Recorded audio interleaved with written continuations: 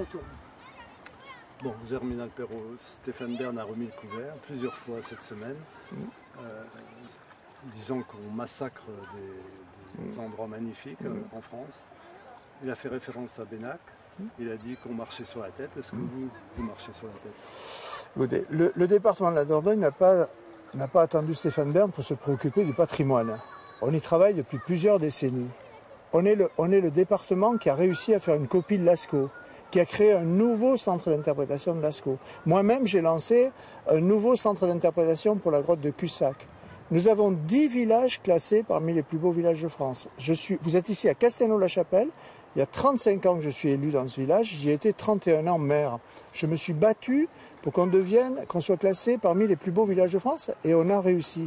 Je me suis battu avec Épidore pour que le bassin de la Dordogne soit classé parmi les réserves de biosphère au niveau mondial par l'UNESCO. Donc on n'a pas de leçon en recevant de M. Bern. Surtout que M. Bern est un ignare. Il a déjà dit qu'on allait massacrer la vallée de l'Homme. Il ne sait même pas que la vallée de l'Homme, c'est la Vézère, qu'ici on est dans la vallée de la Dordogne. Là, il a affirmé devant M. Bourdin qu'on allait construire une autoroute à Beynac. C'est une dossier absolue. Il ne connaît pas ce dossier. On ne va pas construire une autoroute. On va faire une route de 3 km et de 6 mètres de large. Donc les leçons de M. Bern, bon, qu'est-ce que vous voulez, je les lui laisse. En vérité, il fait sa propre promotion. Ce sont nous qui le payons, M. Bern, avec nos impôts sur le service public. Mais il nous utilise pour faire sa propre promotion. Il est chargé du patrimoine, donc il a un regard à avoir là-dessus. Alors, effectivement, il dit qu'on massacre la vallée au nom d'un projet routier. Le projet routier existe bien.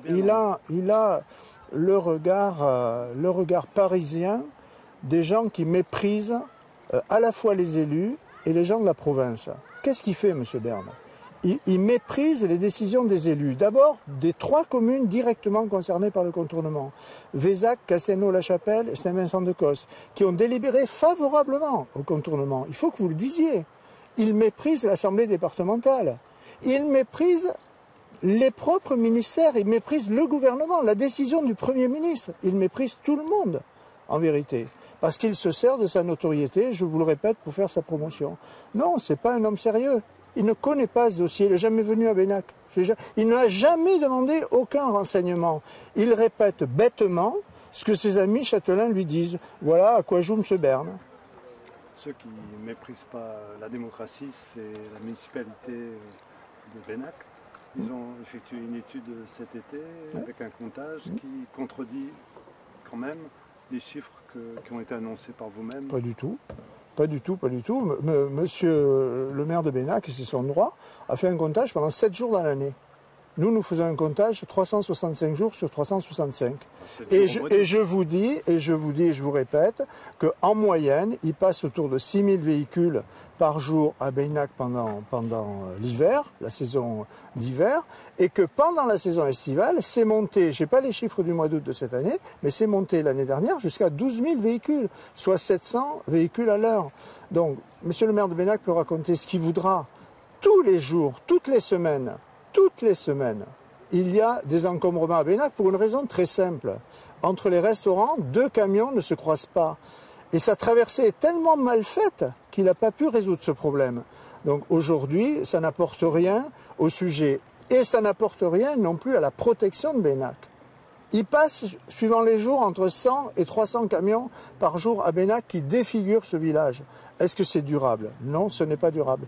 Et j'ajoute que les transporteurs scolaires m'ont alerté sur les dangers dans le croisement de Beynac. Quand ils croisent un camion à Fort-Gamary, ils ne peuvent plus faire descendre leurs élèves. Ils sont coincés d'un côté par le rocher et de l'autre côté par le mur qui a été fait récemment. Donc c'est pas sérieux tout ça. Il y a un vrai problème de sécurité, il y a un problème de fluidité de la circulation sur l'axe Sarlat-Bergerac-Bordeaux et il y a un problème de protection du village de Beynac. Ce projet, il est là pour protéger Beynac aussi. Donc monsieur le maire de Beynac peut dire ce qu'il voudra, il ne changera pas la situation d'aujourd'hui et malheureusement il a dépensé 3 millions d'euros, il a endetté la commune pour 20 ans sans résoudre le problème.